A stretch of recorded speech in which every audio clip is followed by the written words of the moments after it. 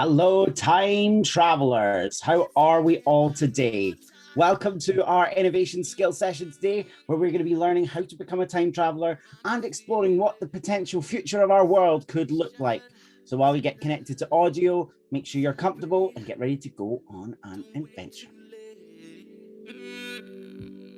No, we don't stop. You can't stop. We're gonna celebrate. Okay. Looks like most people are connected to audio, so I will welcome you all. Hello, my name is Edward Pollock. I am the Innovation Manager here at RGU.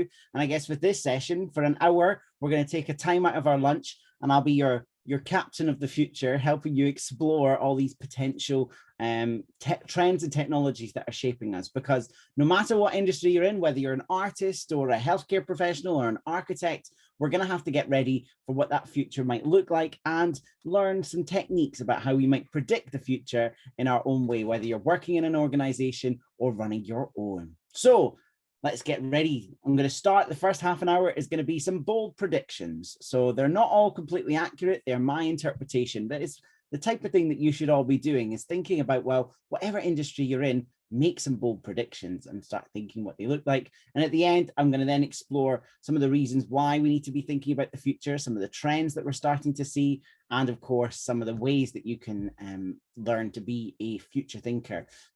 So let's dive in. Welcome to the time machine. We are going to travel to the year 2040 and have a look at what our predictions for that future could look like. So let's say I'm going to talk through my day. I'm waking up in my vertical house in 2040. And as cities have had to change, as our land has got more and more used up, we're now starting to see more vertical premises. And we have lots of this greenery on our properties because our buildings are now made with much more sustainable materials than ever before. And we've got a lot more people crammed into these urban centres in the centre of our cities and towns. As I wake up, my job for the day, I am a drone controller. So I am responsible for making sure that things like deliveries, the mail, some policing, even luxury travel for those who can afford the drone taxis are able to manage. So my job is to make sure that the drones are safe, that they don't interrupt each other, that there aren't any crashes, that there aren't any battery defects, those types of things. So it's a pretty busy job. A lot of it back in the 2020s, if you remember back in the old days, there was this thing called, what was it called? Coronavirus, which changed everything. So a lot of our work is done from home now, but as a drone controller, I do need to go in and access a lot of the technology. So I head into the office for my day. And throughout that, I need to make sure that I'm working with the technical teams. So I'm not just sitting there doing something on my own. I have to make sure that I'm controlling the drone traffic, that I am sending out technical teams to any things like battery failures or storm damages or anything like that, to make sure that our city is safe and that our packages and deliveries are all arriving safely. But I don't just have one career. Now in 2040, a lot of us have many different careers. And so I also have a creative career, which is a freelance augmented reality designer. So I use my creative skills to design posters and videos and graphics and advertisements, which are all completely personalized to people as they're walking about in the streets, for example. And I'm a solo entrepreneur. I'm my own boss. So while I have another career, I'm also my own boss and get to run my own business with that and have that creative side of my work as well. And here's an example of one of the ads that I prepared. So it's an augmented reality advert that actually burns our competitors. So I was hired by Burger King to create this advert. So you can see, here it comes. So as you walk past it, boom, we burn it and it becomes Burger King. What's interesting though is you may also notice that the advert underneath is in Spanish. So even in most English speaking nations, the population has changed so much that things like Spanish and Mandarin are some of the world's biggest languages. So I've had to upskill myself and learn a bit of Spanish, as it's become one of the world's most popular language, along with English and Mandarin Chinese. So I go about my day, and as I wake up in my vertical house, my house wakes up with me. So my artificial intelligence is able to interact with me, and my home assistant knows where I'm at in the day. So it turns on the lights, it starts to cook the breakfast, and it starts to schedule my travel so that it knows what I'm up to as I'm going throughout my day to figure out what my house might need.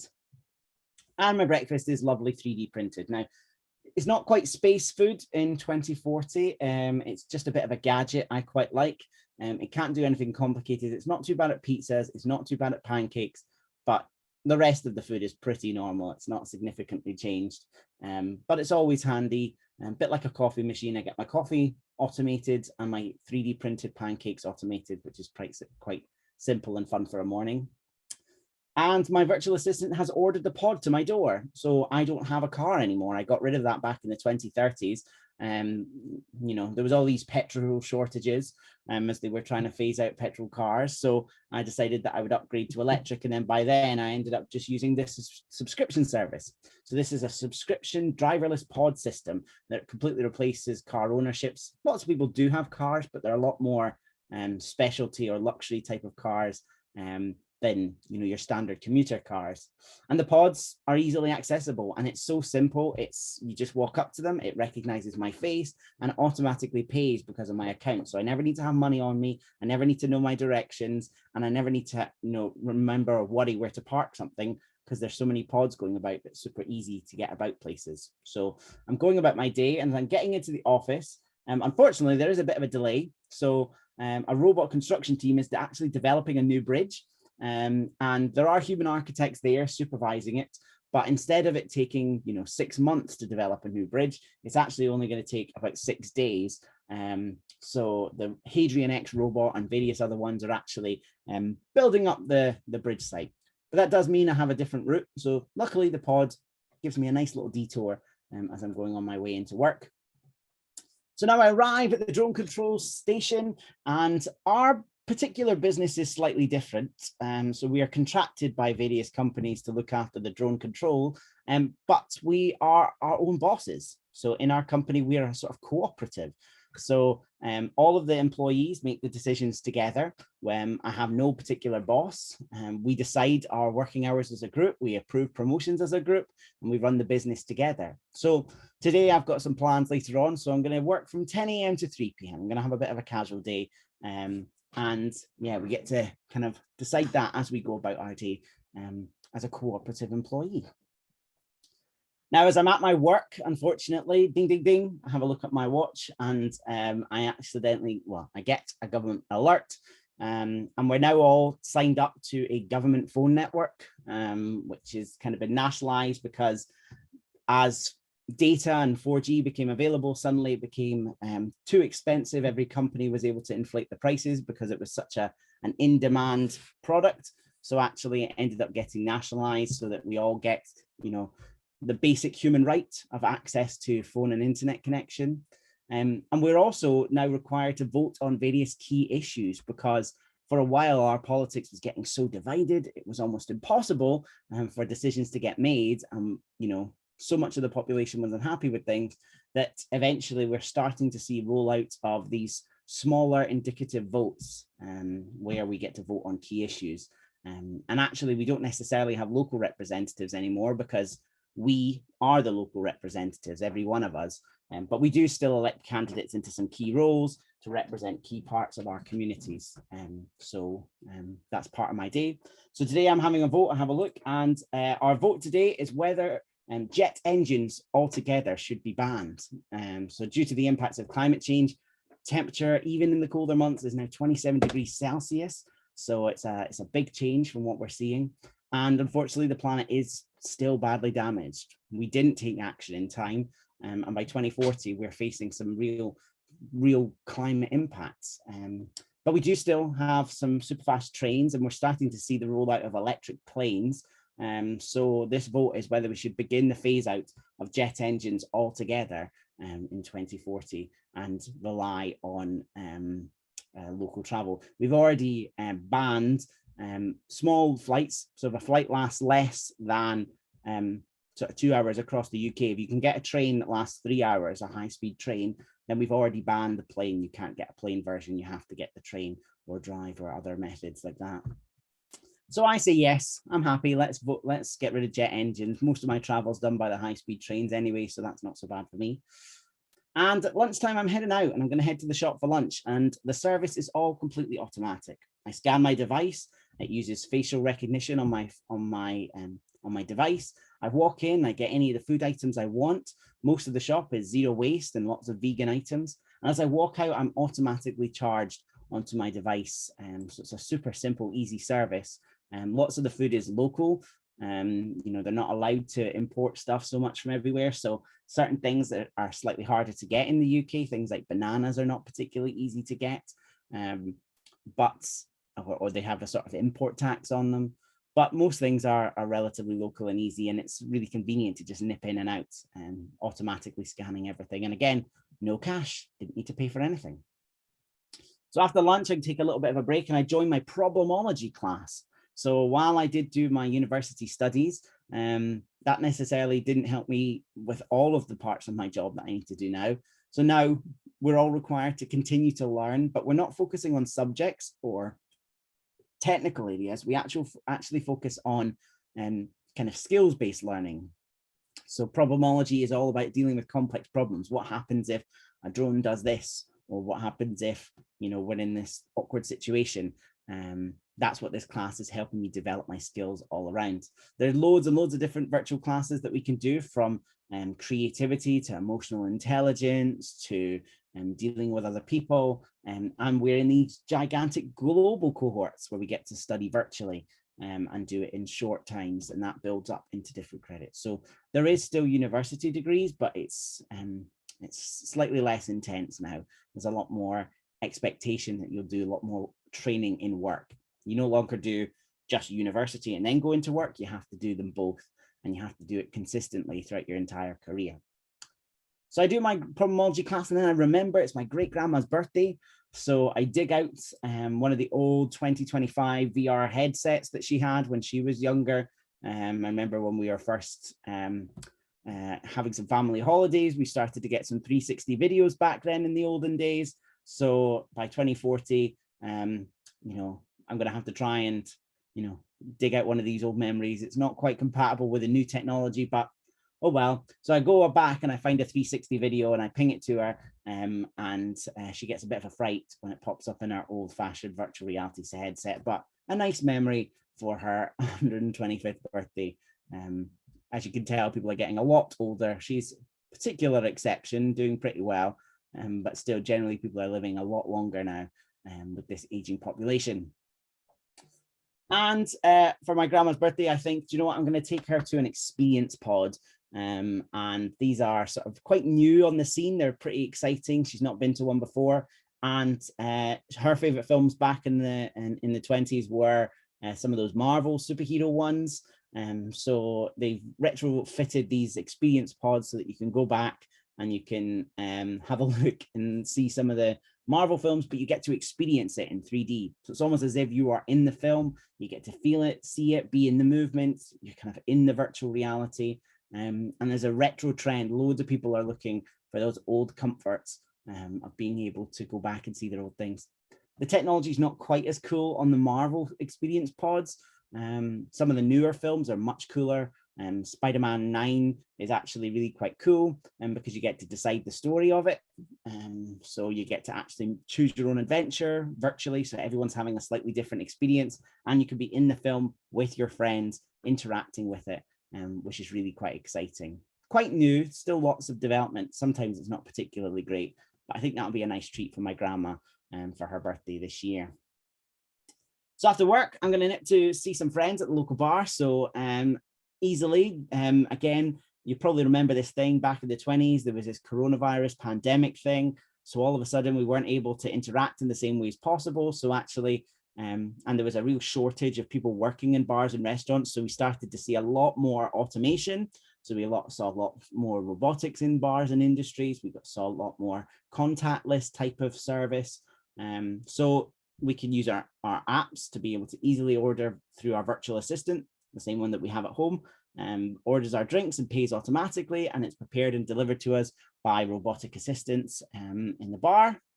And when we order food, then of course a robot comes to serve us and brings us the food that we need, mainly because of hygiene, but also because there's actually hardly anyone who wants to do these sort of manual labor jobs. So restaurants and bars are relying on these industries, these technologies to serve them in their industry.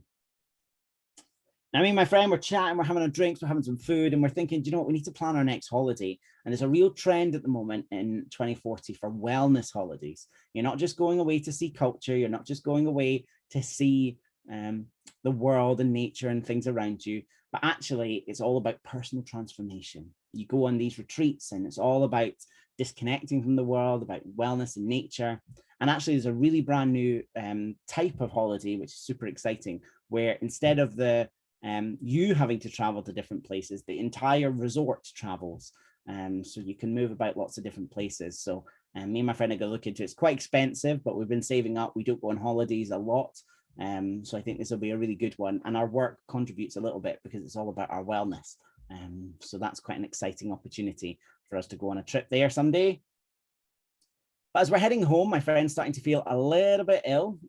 So instead of popping into the doctor's with a waiting room, we decided to pop in by one of the medical stations. So these are just located about, a bit like back in the olden days, you had a phone box or you had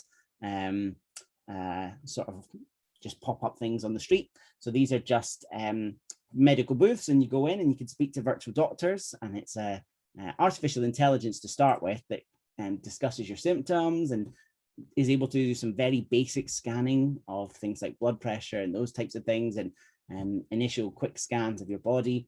And as soon as it's something more complicated, it connects you straight to a doctor. Luckily in the UK, it's still all free with our National Health Service. And again, because of the wait times that we saw following the COVID pandemic, there was this demand for how can we quickly diagnose people without having them to travel into places, to have to come into surgeries or have to do video appointments with doctors. And we started to see a lot more of this artificial intelligence medical professionals making those decisions. Now, unfortunately, again, by 2040, medicine has advanced a lot, but so has the viruses and the infections and the diseases themselves. And they're able to work a lot faster and they mutate a lot more.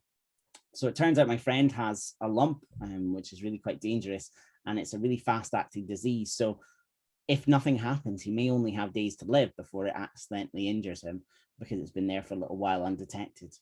But luckily, medical technology has advanced a fair amount, and we've got some really early initial nanotechnology. So the medical professional in this pod is able to give us a prescription to go to the mobile pharmacy, and you're able to get these really quite basic nanotech pills, although I say basic, but they're pretty advanced, and they can target the disease cells and rewrite them overnight, clearing the tumor away.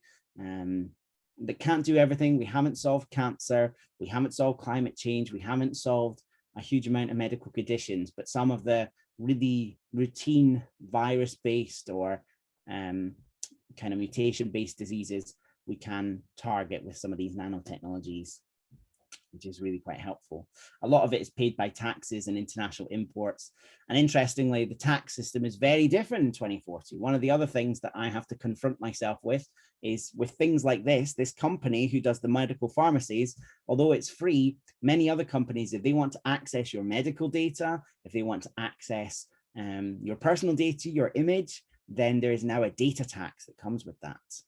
So if they want to access very basic things like your name, there's not so much of a tax with that. But if they want to access more complex things like your buying behaviors, your habits, your interests, your lifestyle, your location, your political preferences, they have to pay a significant amount of tax towards that. The more information they have, the more these companies pay tax. So if they want to personally target you with advertising, they'll have to pay a lot more tax on that to kind of disincentivize the use of our personal data. However, privacy is still a bit of an issue, and all that data is still out there for these companies to use in ways that we might not always be as comfortable with. But at least now they've got a bit of pain on their side. They're not getting to just use our data freely like they used to back in the 20s. Now they are having to make decisions about it. So I'm heading home. It's been a bit of a busy day. My friend's almost died. I've had road accidents going on around the world. So I head home, and my virtual assistant is giving me some personalized and summarized daily news. So in the future, in 2040, on the, 29th of September, 2040, the news today, Civil wars have developed in African nations over the continued access to rights to water. Do-do-do. The Mars base has finally grown its first food. Do-do-do-do. And Japan has had to temporarily shut down all internet after an illegal artificial intelligence was detected with the ability to infiltrate transport systems. The cyber police have been able to isolate it. That is the news. Dun, dun, dun. So very basically, you can start to see here how some of these trends have shaped us in 2040. So, previously there were wars over oil, but now as the planet's population has grown, as access to clean water has still been a massive struggle as we've used more and more of it, actually just the right to access to clean water is now starting to cause some major wars and major disasters. Particularly as climate change has made places without access to water a lot more drought than ever before. We're having to start handling that and dealing with that and seeing conflicts arise. We've also got our first scientific base on Mars. We've not quite got a colony yet. There is some space tourism. So, I'm in a viewing platform where I can see the world below me, but that's about it. But they are starting to try and look at building a colony on Mars. So we got there, and we've done experiments for the past few years, and now there's a couple of scientists who are up there trying to grow food, which they've now been able to do. And of course, artificial intelligence, we think of it as nice, simple assistants to help us do stuff, but they also have negative effects too. And we've seen some major terrorism attacks driven around the world back in the 2030s.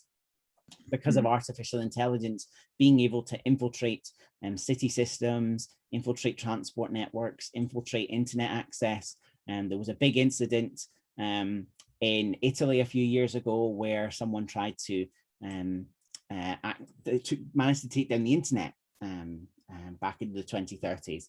So these are becoming a lot more common. And this particular illegal artificial intelligence was going to be able to infiltrate the Japanese transport systems and damage them and crash trains and some horrible things like that. But luckily, cyber police have been able to isolate it. It does involve shutting down all of the internet for a country to make sure that it can't transmit itself. But it's a start, and we're starting to see that more and more. So I arrive home and I also have to check my energy earnings. Now, while we still haven't got climate change under control, there are major natural disasters every single year. There are fires, there are tornadoes, hurricanes, droughts, flooding. We've not quite got that under control. Industry, unfortunately, wasn't fast enough to react, and the government wasn't fast enough to react and put in policies in place, but consumers were. And although it didn't make as big an impact as we would have hoped, homes and cities around us are a lot more powered by wind and solar. So actually electricity is free now. That only happened a few years ago in the late 2030s, but actually we've got enough renewable energy here in the UK at least that our electricity can come free because the infrastructure has been paid off now. And actually some days I'm able to actually earn money from my property because we are quite a high building. We've got access to wind power, we've got access to sun quite high up in the city. So unlike some other places which maybe some homes aren't generating enough electricity, we can make some money by selling that off. And a lot of it, things like water and waste are expensive because of all the recycling that we need to do, the legal requirements. So actually some money from the electricity is pretty handy. So my day is coming to an end here in 2040. And as I go back to my bed, I start to recharge for my next day. And luckily my virtual assistant is able to help with that. My bed is able to detect my body rhythms. It can have a conversation with me about my mental health. And it can offer me some guidance about how my day is. So if I'm feeling stressed, maybe it'll direct me to speak to my grandma on the phone and say happy birthday. It can also detect my body and bed is at the right temperature and the lighting is allowing me to fall asleep. And I also don't set an alarm. It's my virtual assistant's ability to detect when I've had enough sleep to be able to wake me up in time. Doesn't always work. Sometimes you have to get to work at particular times, but mental health and general well-being is a lot more important than we've ever seen before. So as my bed is detecting that my body is well rested, it's ready to sleep, and it decides to get ready to turn the lights down in my home, get everything done, turn the music down, and get ready for another exciting day in 2040. Dun, dun, dun. So there we have it in a quick 20-30 minutes. That is my predictions of life in 2040. So let us return back to 2020 and have a look and see. Now, some of those predictions, you're probably sitting there thinking, oh, what the heck? They're not going to happen. They're too futuristic and unrealistic. But some of them might. And actually, a lot of the stuff I showed you throughout that presentation exists now. The driverless cars, they're at Heathrow Airport. The Amazon Go walk-in kind of shop, they have them in London, they have them in Seattle, they have them in America, all over the place. So that exists. The Hadrian X robot builder, that exists. It's a New Zealand company, I believe.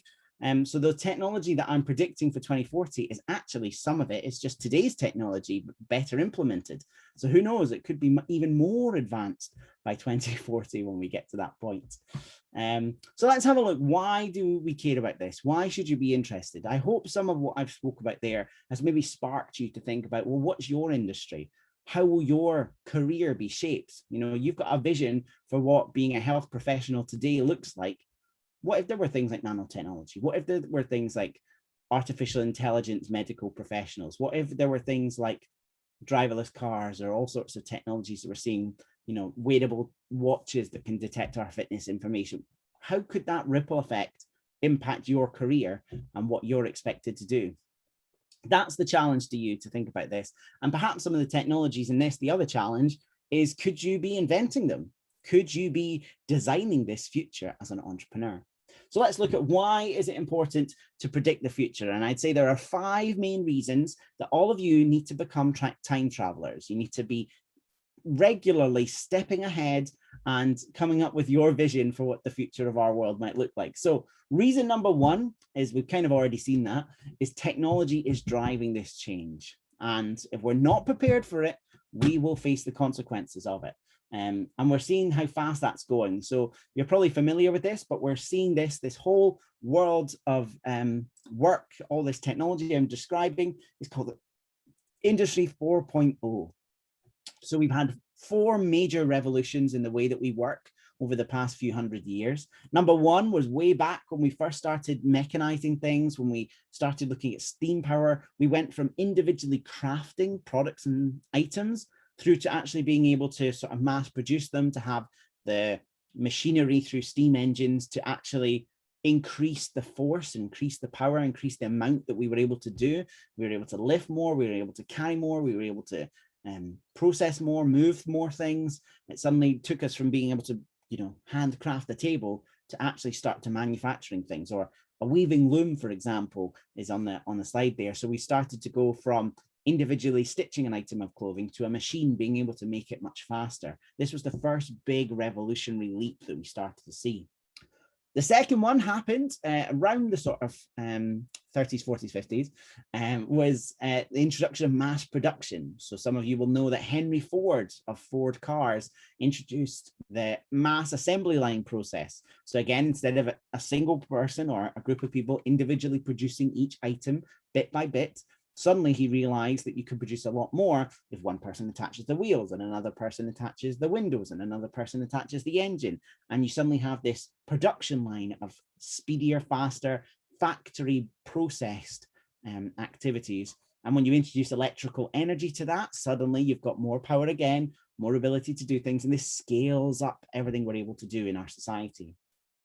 Industry 3.0 is where we have seen ourselves for the past few years. Most of us have grown up in this era. That's where automation, electronics, computers, and so again, from the sort of 70s, 80s onwards, instead of, again, just, I guess, machines being able to manually do things or being controlled by humans to do things, actually, these automated robots and technologies and computer systems are able to start, again, speeding up that processing, making things faster.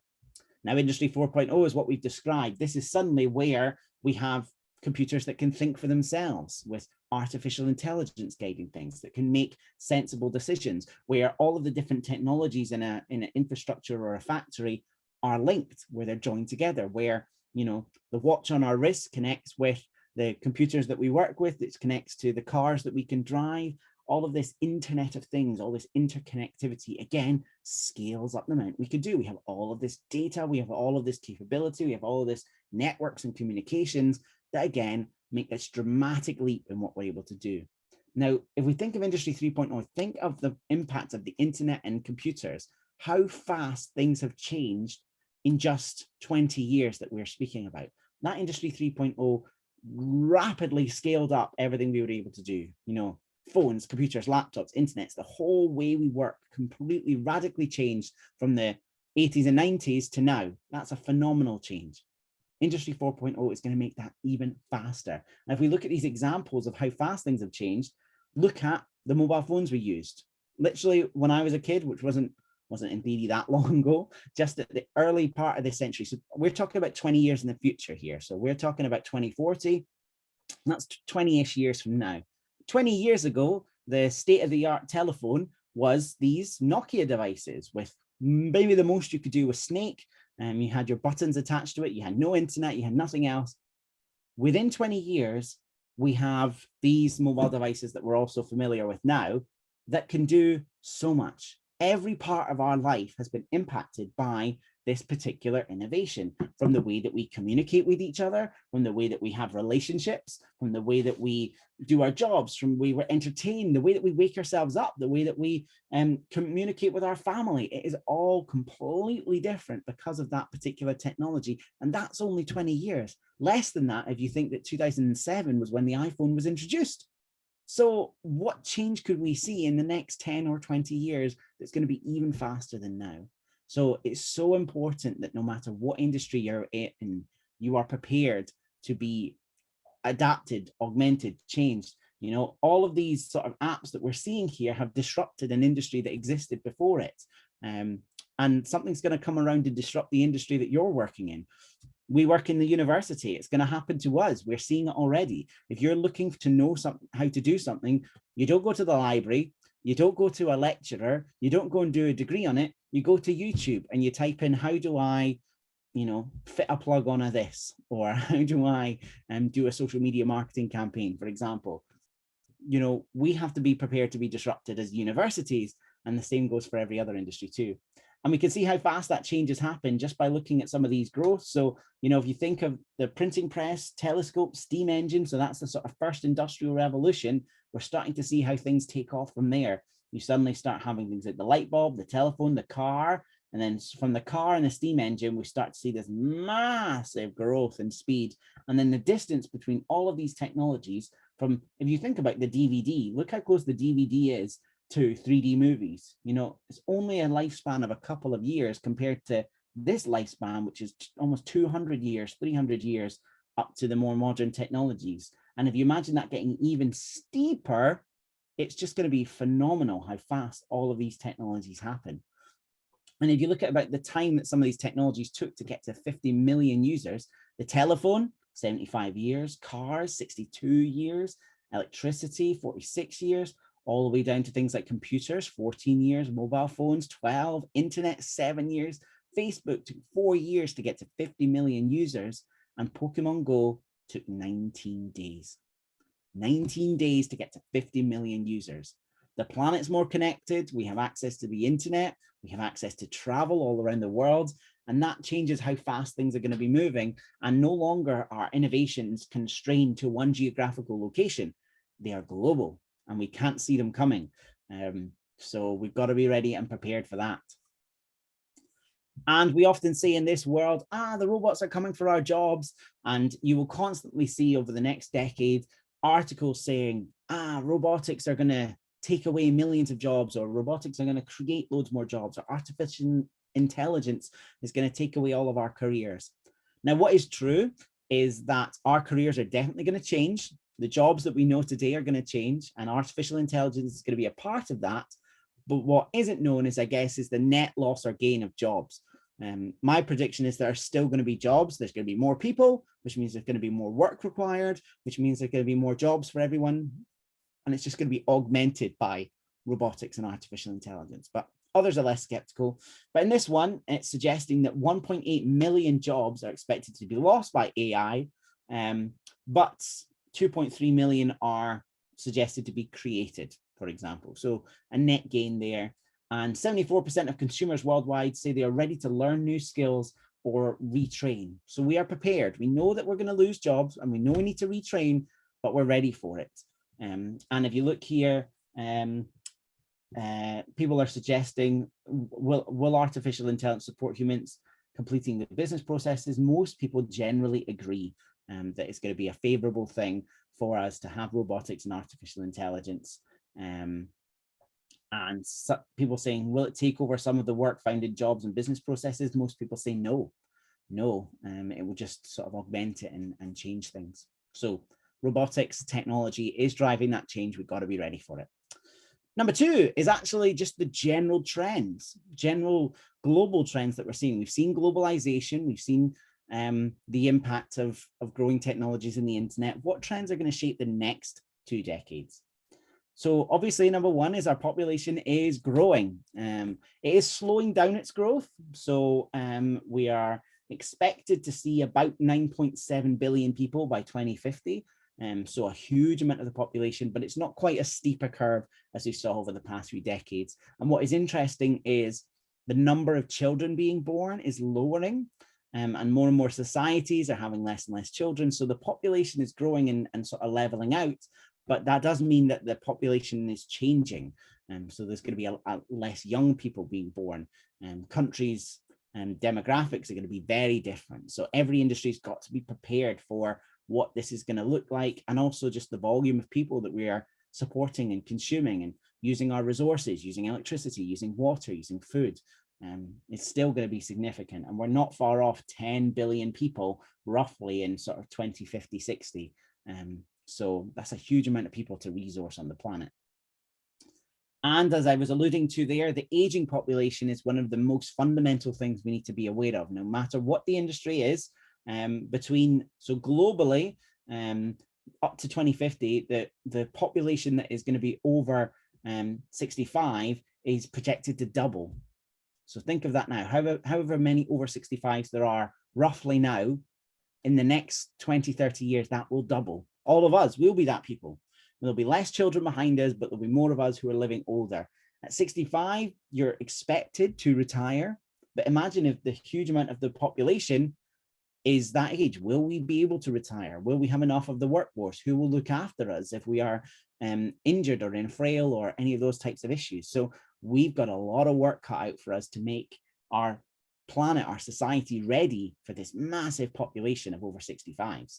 In the UK in particular, by 2066, it's projected that there'll be a further 8.6 million UK residents over 65 and over. So we look at us roughly about now, we've got this sort of smaller section of blue, and all of a sudden, if you go forward a couple of sort of 50 years, we're now seeing almost double the amount of blue section that we've got there. And that's mostly us. For some of us, might be fitting into that section there. So that's going to radically change the healthcare system. It's going to radically change the housing that we need. It's going to change the way that we travel, communicate. It's going to change the leisure population, So we've got to be aware and prepared for that. We've also got to look at the kind of global trends in terms of the most dominant markets around. And as you can imagine, Asia, including China, India, Korea, are becoming the economic powerhouses of our planet. And as you can see, probably Africa here as well is also growing to become one of those economic powerhouses, while the traditional economies of Europe and North America are actually starting to see their decline. So that's going to change where products are made and how things are done and all sorts of different activities there. And of course, couldn't talk about this if we didn't mention climate change. It is a major global emergency. We're all aware of it. And, we know today, 2021, when the COP26 conference is coming to Glasgow in a month's time, we are going to have to make some fundamental decisions. And the global planet temperature, we could see massive growth of between 4.1 and 4.8 if countries don't act, whereas we could see, still modest increases. There's still massive increases in temperature, which aren't great. But these are the trends that we're starting to see, and some countries are still not acting, and even the ambitious policies that we have now are still going to result in a climate increase in temperature. So we've got to be prepared and ready for that. So there are other social trends here. I wonder, you can there's 17 here. I'm not going to go through all of them, but it might be worth you Googling if you're interested in this sort of stuff. These are the sort of social trends that we're starting to see. If there's any that you're particularly interested in seeing, pop it in the chat that you can see. There's some good messages coming there in the chat, which is very kind. So we can have a look. Maybe an interesting one is maybe evolution. So let's see if this works. So this is the empowerment of women is a global social trend. So women thinking and behaving, impacting businesses, changing markets, changing hierarchies. Actually, this empowerment of women is going to change the jobs that they have, the corporate structures, making sure that they are better represented, and the way that businesses market themselves is one of the trends that we're starting to see more and more. More CEOs needing to become women, more entrepreneurs becoming women. It's a nice, powerful movement that is going to shape our future of society. We've got clanning that we've seen traditionally. If you're Scottish, you've probably heard of clanning. This is a trend where more and more people are starting to cluster around people that they know that represent their views, their ideologies, their own belief systems. Now, this has positive and negative consequences because part of the trend of clanning we've seen is actually, things like the political spectrum. The clanning mentality was partially what caused the insurrection in America when Donald Trump lost the election and people stormed the Capitol building. People had these silos on social media of people who believed the same sort of crazy theories that they did, and suddenly they become a lot more affinity to that sort of clan. We see it in the comic book culture, we see it in TV and media culture, and even YouTube culture, and there's these sort of clashes of people. So on the one hand, for brands and personalities, it's useful because you can build a clan around you, you can build a loyal follower base, but it can also cause this segregation of them versus us a lot more in society, and we're going to have a lot more fights and battles and uncomfortableness with different clans clashing with each other, different political groups clashing with each other. Oh, there goes the doggy.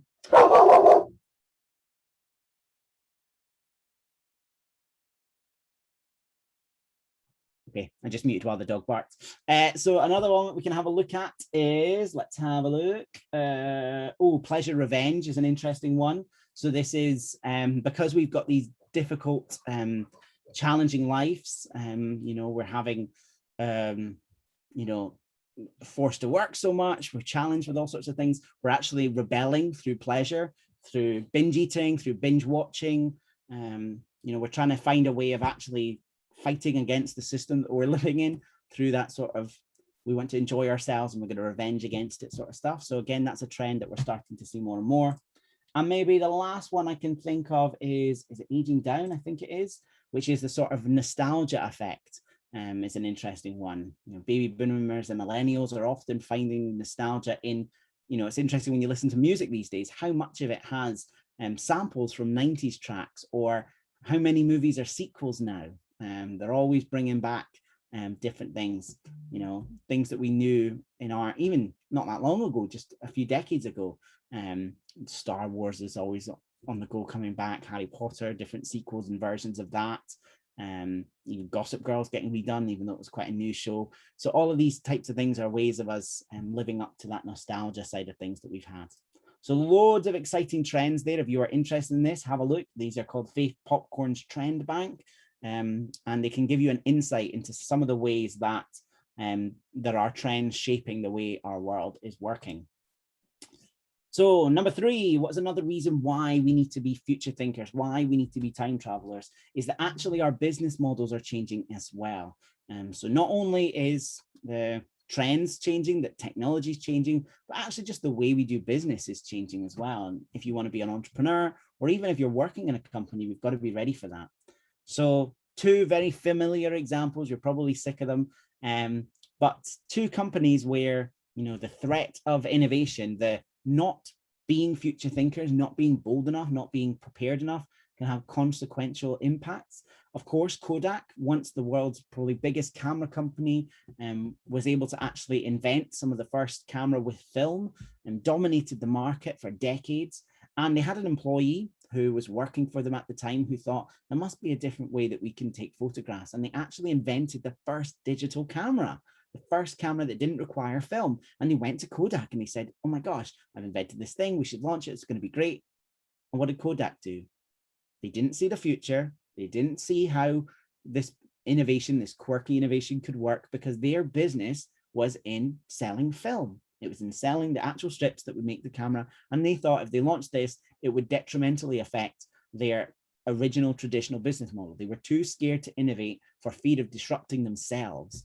And of course, what happened? Well, after the lead engineers told them, the leaders told them not to go and deal with it, then they went off. Other companies took onto it. Digital cameras are now the way that we take all of our photographs, and Kodak is no longer the industry giant that we know. The other one, of course, is Blockbuster. For those who were around in the 90s, some of you might not have been. You'll be familiar. This was a video rental store. You could go in and you could borrow VHS tapes to watch movies or TV shows, and you borrow them over time. And what's interesting is, of course, we all know the business that went to disrupt them. The founders of Netflix went to Blockbuster. At the time, Netflix were doing a postal service rather than stores. And they went to Blockbuster and they said, why don't we partner up? We, Netflix, will do all of your postal service DVDs, and Blockbuster, you can stay with the stores and we'll have a good partnership.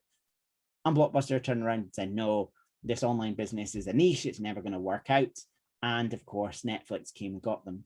What's interesting, though, is it's slightly more complex than that, because Blockbuster eventually did catch on to the Netflix trend. They changed their business model to try and survive. You know, they weren't completely disrupted. Yes, they did make a mistake by not trusting in Netflix, but they got rid of their late fees. They got rid of different order complexities. They made it easier to actually return your postal orders in their stores. So they were on the verge of being able to be successful, but they actually had a mountain load of debt. And if they hadn't have had that debt, it's highly likely that Blockbuster might still have been a big company in the world we know today. So that business model side of things is super critical to your survival as well. And there's some other examples. Companies that we know massively here are super valuable, is that their business model is completely different. Facebook is the world's biggest media company. You know, they are much like a newspaper where they provide media, but they don't create the content. They don't create any of the content that they do, and they're the world's biggest media company. Netflix are the world's biggest movie producer and the world's biggest access to entertainment, and they don't have to have a cinema. They don't have to have any premises. They serve it all to you. They've disrupted that business model by being able to bring the content to you where you are, and of course, have no cinemas, have no operational costs that run with that. Airbnb, biggest provider of hotel rooms, owns no hotels. Uber, world's biggest taxi and transport provider in terms of those side of things, owns no cars and technically almost employs no drivers, depending on the geographical area. So these are the products that they're offering are pretty similar to what came before it. Netflix is no different to a cinema chain, but the business model is different. The way they serve their customers is different. The channels that they use to engage with their customers is different. And we've got to be prepared for different disruptions across other industries that could do that. So, you know, have a think. You know, we often hear startups say, oh, we're going to be the next Airbnb for this industry. Well, whether you want to be a startup or not, ask yourself that question. Think about the business model that we see here. Who could be the Uber of the healthcare industry, of the architecture industry, of the art and design industry? Think about what business model disruption you could see happening and start to be prepared for it, or start to design it and maybe have your own business venture. So number 4, why do you need to become a time traveler? Is that our jobs and our way of work is also evolving. So the consequence of all of this activity, all of these disruptive changes, is that our physical way of working is going to be different. We've seen that already in the pandemic, and we're going to explore that more and more over the next decades as we start to get used to a different way of working. And some of you may have seen this before. This is the traditional way. If you've got parents or grandparents who work in industry, this is the type of expectations they had. They're going to have one career in their lifetime. They're going to have one job at a time. They're going to work Monday to Friday. They're going to get trained in college, university, apprenticeship, and they're going to then go in and just get the job done, do the tangible task and get it sorted. They're going to work and then get their full retirement at the end. They're going to climb up that career ladder and become the manager, the senior manager. They're going to be relying on anyone else to be creative except them. And they're going to be measured by how many things did you make? What is your production? That's what we think of when we think of our careers, but we're already seeing that that is not what a career looks like in 2021, never mind in 2040. We're starting to see different careers looking a bit more like having multiple different careers. I only graduated a few years ago, and I've had loads of different roles in the university, from teaching to entrepreneurship, to working in events, to working in quality side of things, worked in hotels. We're all going to have these multiple different career options. We're going to have side hustles and lots of different jobs on at the go. You might never have a full-time job. You might have multiple part-time jobs, projects, initiatives, side businesses, all sorts of things like that. We're also going to see ourselves working completely flexibly. Already with phones and devices, we're not able to just work 9 to 5 anymore. It's pretty hard to switch off, and we already mostly work from home. So what does that look like if we're going to be working globally? We're starting to see people having 4-day weeks, for example. We're starting to see already people working as digital nomads, so literally not being based anywhere, never having to go into an office. As we've seen from my predictions of the future, we're going to never stop learning. You're going to have to constantly be upskilling yourself as industries change, as technologies change. We're also probably never going to retire, as we've seen with those trends around the over 65s population. If they double in size, can we afford to have almost half of the working population retired? Probably not. So we're going to have to figure out a different strategy for that. You also are going to more likely be your own boss. You're going to get to be creative, and you're going to be measured more on the value you create than on the performance of what you do. And we're seeing some interesting cultural shifts here as well. So if you think about the evolution of the office, previously the office that we're in was designed around utility. It was there to get you to do the job that you needed to, assembly lines, cubicles, sit, get the job done, go home. Now the trend is very much hot desking, playful areas, wellness rooms, pool tables, ping pong, play fun things, innovative and creative thinking, emergent spaces, that sort of thing, to try and entice you to enjoy the office. But as we suddenly start to move beyond the pandemic and we think about what our physical spaces are needed, this report is talking about liquid offices, agile spaces that can change for the workforce, a space that is a hybrid of digital and physical. It becomes a sort of more physical representation of your organization, very human focused, and a very different type of space to that standard cubicle operation mentality. And then we're also seeing a change in culture. Again, previously a culture of utility, giving you the jobs you need, productivity, lean, optimization. Now we're a bit more about, how do we make people engaged? How do we make employees happy? Maybe see chief happiness officers. But in the future, the question of why are we doing this work, the morals, the ethics, the values, how can this provide us with meaning? How do I know that I'm doing a job that makes a difference in the world? How do I not only create happiness for myself, but also for the people around me? If I'm going to be productive, what impact does that have? We talk about this younger generation, the Gen Z, and that moral compass is so much stronger in them. They're going to choose jobs based on the why, not on the how much. We're already seeing more and more people work for startups because they're getting almost no pay, but because they're making a difference in the world rather than working for big corporate companies. And perhaps the future employee value, when you're going out there in the world of work, instead of being paid for your contribution, for the amount of hours you spend at your desk, for fulfilling your contractual obligations, could you be paid for your ideas instead? Could you be paid for your contribution? The more contribution and ideas and innovation you bring to your company, the more you get rewarded. That could be a shift we start to see in terms of what companies and what employees value in the world of work. And some future job titles, there's a bunch of them here. A couple that I particularly like. I like the professional rebel, is quite a nice idea, being the disruptor in your business. The ideas broker, the creativity coach, the data sense maker, the vice president of no, telling people no, new diversity officer. Interesting titles. I don't know how realistic some of them are. And of course, loads of other industry titles as well. So data architect, virtual reality designer, solar engineer, data architect, home health assistant, drone pilot, as we've seen, loads of different types of jobs that we might have. And now finally, we've seen that the actual way of working is changing. What result does that have? What result do all of these trends have and why you should be a time traveler is that the skills you need today here at RGU, you need to start thinking about what skills you're going to need if this future or even a version of it becomes a reality. So that's things like analytical skills and being innovative. That's things like complex problem solving, creativity, and technology use, resilience and stress tolerance. These are skills from the World Economic Forum that you can see.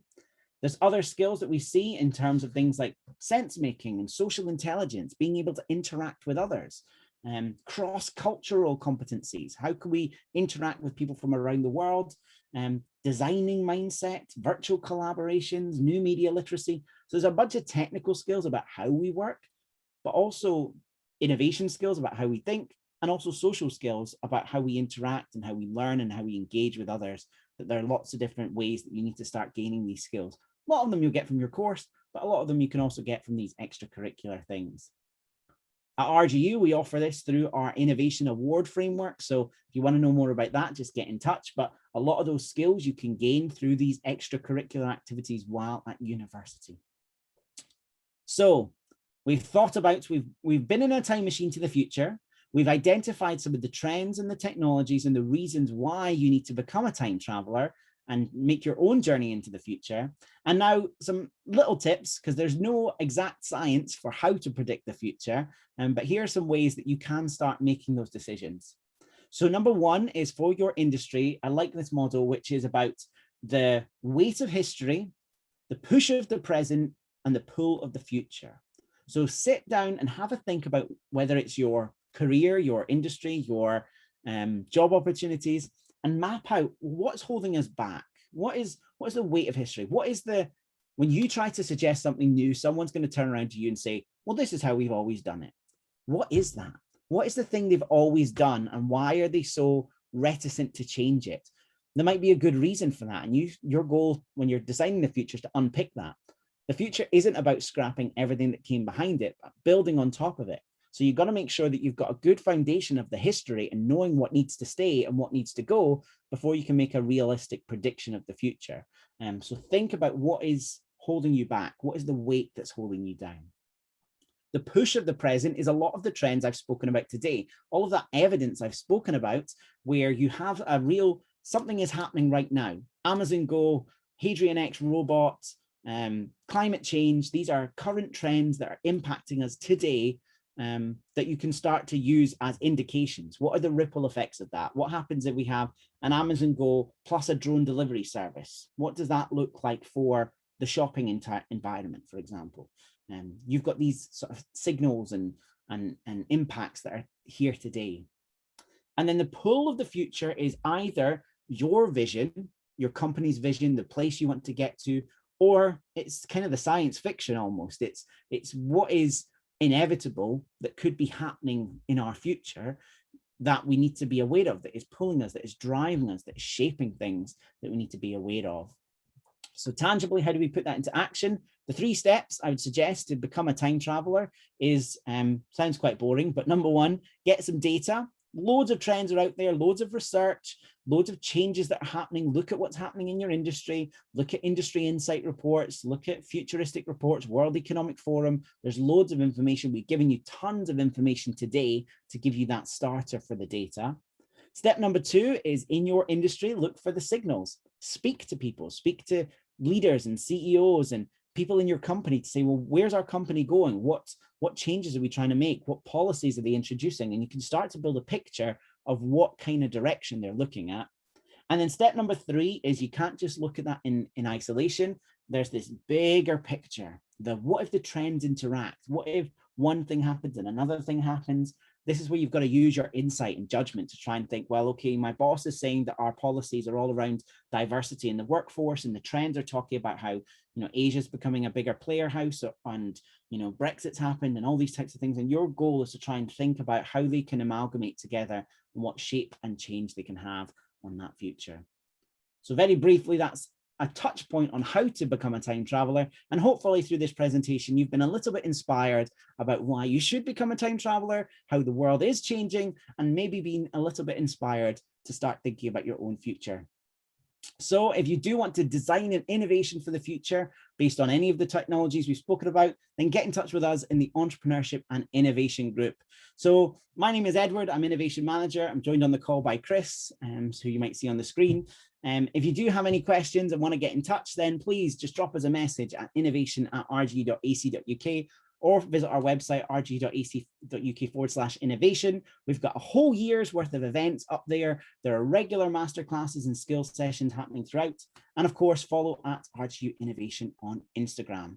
So thank you so much for joining us for this lunchtime session. I hope you feel inspired to explore the future, and I will see you all very soon. Thank you so much. Have a nice evening. Goodbye.